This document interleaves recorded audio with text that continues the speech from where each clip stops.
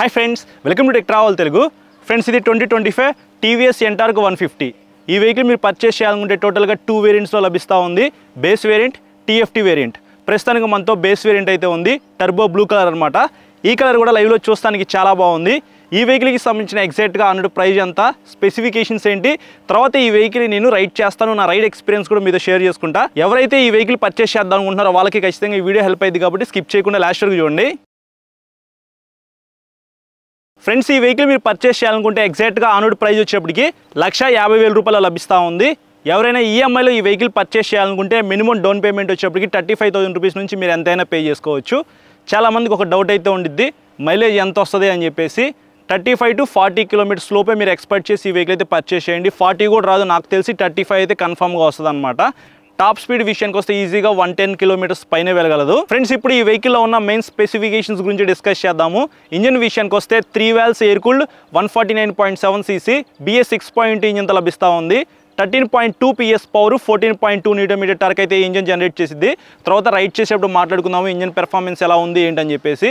ఈ vehicle automatic CVT transmission ఇచ్చారు, belt drive అయితే ఉంది. బ్రేక్స్ విషయానికి వస్తే Ntorq 125లో ఏవైతే బ్రేక్స్ ఉన్నాయో సేమ్ అవే బ్రేక్స్ అయితే Ntorq 150లో యూజ్ చేశారు.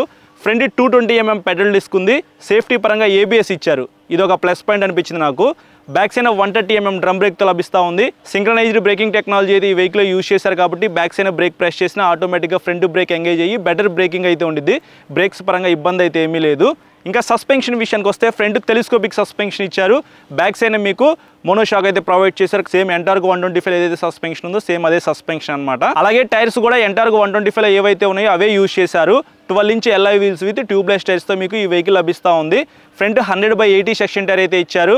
బ్యాక్ సైడ్ 110/80 సెక్షన్ టైర్ అనమాట. కొంచెం వైడ్ టైర్స్ కాబట్టి 3 డిజిట్స్ వెళ్ళేటప్పుడు మంచి గ్రిప్ అయితే ఉండిద్ది అని చెప్పుకోవచ్చు. ఈవెన్ డైమెన్షన్స్ కూడా సేమ్ అయితే ఉన్నాయి అనమాట. గ్రౌండ్ క్లియరెన్స్ వచ్చేప్పటికి 155mm అనేది ఇచ్చారు. మన ఇండియన్ రోడ్స్కి మినిమం 160 ఉండాలి కదా, ఒక 5mm అనేది తక్కువ ఉంది. పెద్ద స్పీడ్ బ్రేకర్స్ క్రాస్ చేసేప్పుడు జాగ్రత్తగా రైడ్ చేయండి. పిలియన్ రైడర్తో ఉన్నప్పుడు ఇంకా స్లోగా అయితే వెళ్ళాలి. సీట్ హైట్ విషయానికి వస్తే 770mm అనేది ఇచ్చారు. 5.3, 5.4 హైట్ ఉన్న వాళ్ళైనా ఈ వెహికల్ ఈజీగా రైడ్ చేయొచ్చు. ఎందుకంటే వెయిట్ చాలా తక్కువ ఉంది, 115 kg అనమాట. నాకైతే చాలా లైట్ వెయిట్ అనిపించింది. ఫ్యూయల్ ట్యాంక్ కెపాసిటీ విషయానికి వస్తే 5.8 లీటర్స్ అయితే ఈ వెహికల్లో పట్టిద్ది అనమాట. బ్యాక్ సైడ్ అయితే మీరు ఫ్యూయల్ ఫిల్ చేసుకోవాలి. ఫ్రెండ్స్, ఇప్పుడు లైట్స్ గురించి మాట్లాడుకుందాము. ఈ వెహికల్లో మొత్తం LED లైట్స్ అయితే యూజ్ చేశారు, ఇది ఒక ప్లస్ పాయింట్ అని చెప్పుకోవచ్చు. ఫ్రంట్ హెడ్లైట్ డిజైన్ ఇక్కడ మీరు చూడొచ్చు, చూస్తానికి చాలా బాగుంది. 4 లైట్స్ అయితే ఉన్నాయి, ప్రొజెక్టర్ లైట్స్ అని చెప్పుకోవచ్చు. నైట్ టైం విజిబిలిటీ కూడా చాలా బాగుంటుంది. Back side tail light design కూడా కొద్దిగా అప్డేట్ చేశారు Ntorq 125తో కంపేర్ చేసుకుంటే. ఇది కూడా LEDతోనే లభిస్తూ ఉంది. బ్యాక్ సైడ్ మీకు సిగ్నల్ లైట్స్ అయితే ఫిజికల్గా ఇక్కడ కనిపిస్తున్నాయి కదా, ఇవి LED. ఫ్రంట్ మీకు DRLs ఉన్నాయి కదా, వాటిల్లోనే సిగ్నల్ లైట్స్ అయితే ఇంక్లూడ్ చేశారు. ఓవరాల్గా లైటింగ్ సెటప్ అయితే ఈ వెహికల్లో చాలా బాగుంది. ఇంకా ఫీచర్స్ విషయానికి వస్తే ఇది బేస్ వేరియంట్ కాబట్టి ఫుల్లీ డిజిటల్ స్ప్లిట్ కన్సోల్తో లభిస్తూ ఉంది. ఇక్కడ మీరు చూడొచ్చు, మనకి కన్సోల్ అయితే చూస్తానికి ఇలా ఉండిద్ది. టాప్ ఎండ్ వేరియంట్ పర్చేస్ చేశారనుకోండి TFT కన్సోల్ వస్తూ ఉంది. ఏదైతే మీకు RTR 310లో కన్సోల్ ఉందో ఆ కన్సోల్ అయితే ఇక్కడ ఉండిద్దని చెప్పుకోవచ్చు. నేనైతే మీకు ఆ వేరియంటే పర్చేస్ చేయమని చెప్తాను. అందులో మీకు 50కి పైగా ఫీచర్స్ అయితే ఉంటాయి. కానీ ఇందులో కూడా మీరు కొన్ని ఫీచర్స్ అయితే పొందొచ్చు. బ్లూటూత్ ఉంది, నావిగేషన్ ఉంది, లాస్ట్ పార్కింగ్ లొకేషన్ తెలుసుకోవచ్చు, క్రాష్ అలర్ట్స్ తెలుసుకోవచ్చు, స్ట్రీట్ అండ్ రేస్ మోడ్స్ అయితే ఉంటాయి, ట్రాక్షన్ కంట్రోల్ ఉంది, క్లాక్ ఇచ్చారు, ఓడాండ్ ట్రిప్ మీటర్స్ ఉన్నాయి, డిజిటల్ ఫ్యూయల్ గేజ్ ఉంది. ఇట్లాంటి మంచి ఫీచర్స్తో మీకు ఈ కన్సోల్ అయితే లభిస్తూ ఉంది. ఇంకొక ప్లస్ పాయింట్ ఏంటంటే ఈ సీట్ ఓపెన్ చేయాలంటే ఇక్కడ నుంచే మీరు ఓపెన్ చేయొచ్చు.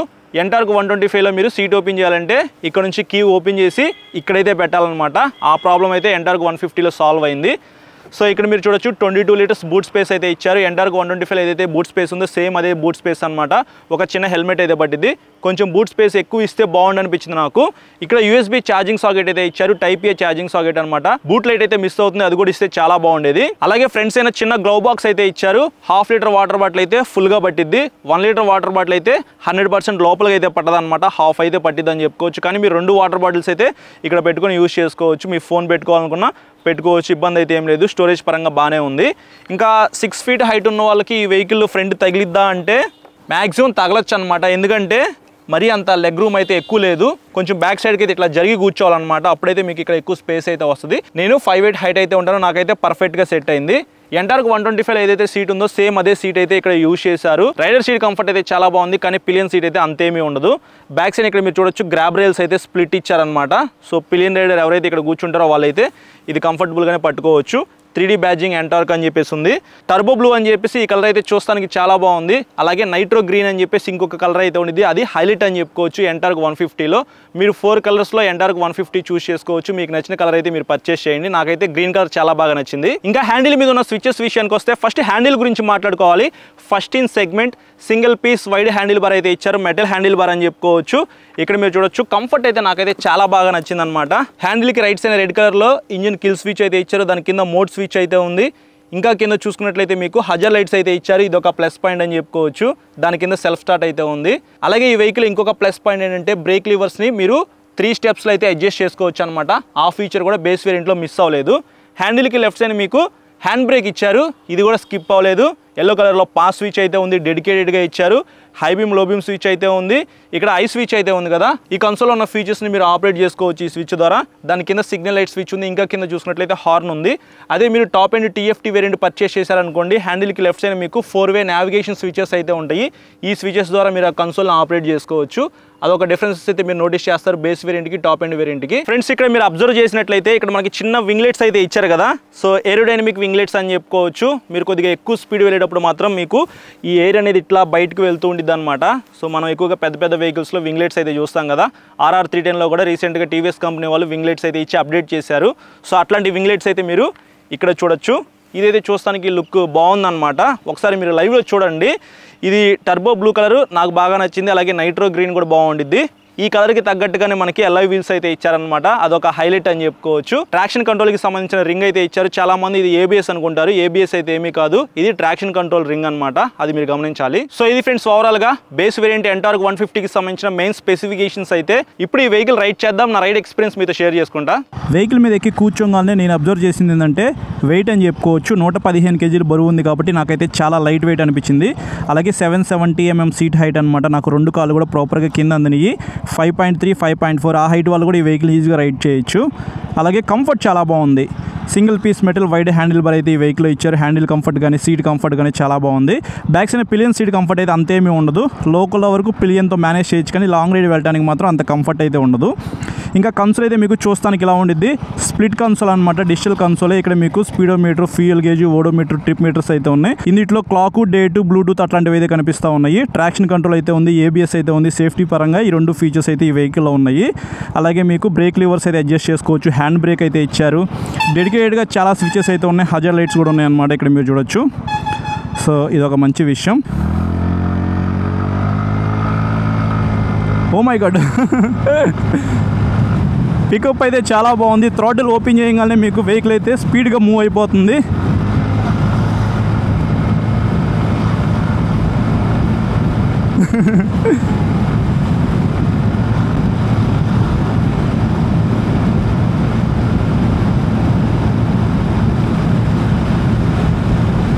Super bro, super super.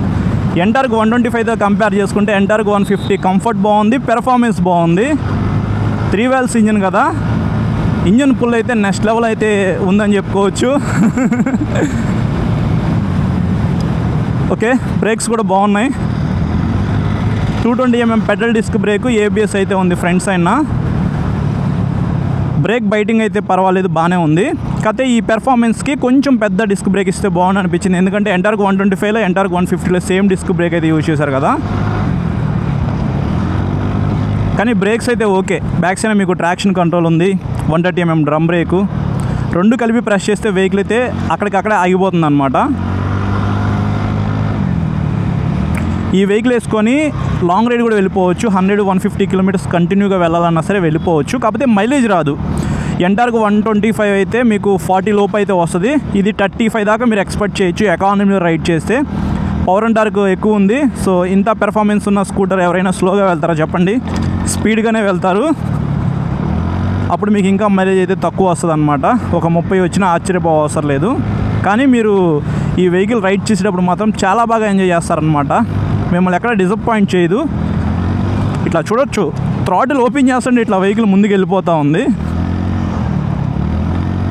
Main మీరు లాంగ్ రైడ్ వెళ్ళాలంటే పెర్ఫార్మెన్స్తో పాటు కంఫర్ట్ అయితే చాలా ఇంపార్టెంట్ అనమాట. ప్రశాంతంగా కూర్చొనే కదా మనం రైడ్ చేసేది.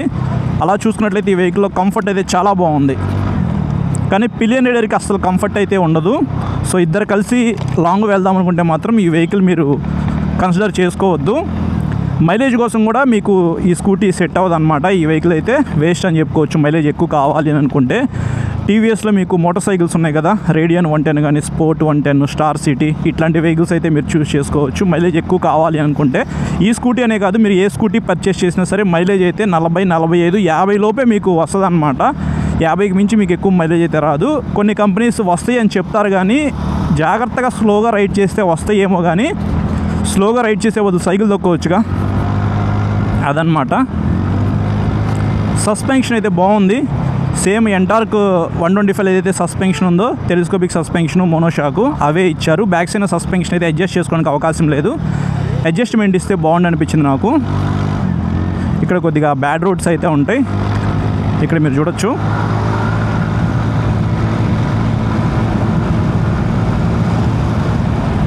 మార్నింగ్ నుంచి నేను ఈ వెహికల్ రైడ్ చేస్తూ ఉన్నా, నాకైతే చాలా బాగా నచ్చిందనమాట. సో మార్నింగ్ అటువైపు వెళ్ళాను, తర్వాత ఈ రోడ్లో ఇందాక రైడ్ చేశాను.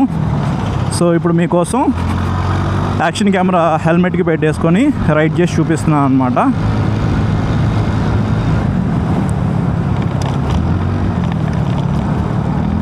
ఫిట్ అండ్ ఫినిషింగ్ అయితే చాలా బాగుంది. ఏరోడైనమిక్ వింగ్ లైట్స్ అయితే ఈ వెహికల్లో యూజ్ చేశారు కదా, సో తెలుస్తుందన్నమాట. ఆ పెర్ఫార్మెన్స్ అయితే బాగుంది.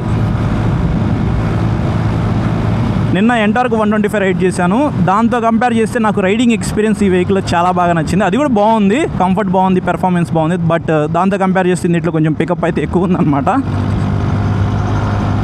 టార్క్ అయితే ఎక్కువ ఉంది.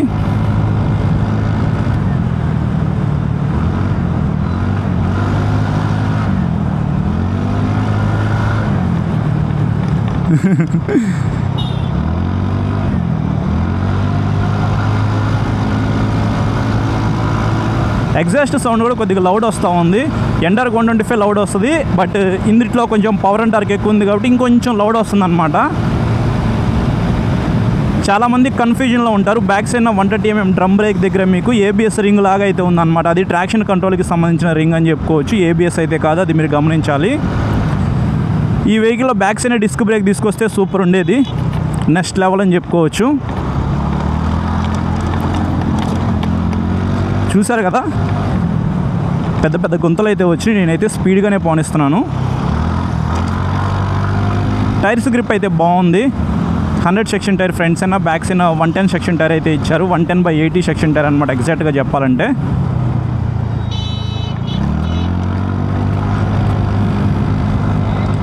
ట్రిపుల్ డిజిట్స్ వెళ్ళేటప్పుడు మాత్రం మీకు ఈ టైర్స్ గ్రిప్ అయితే బాగుండిద్ది.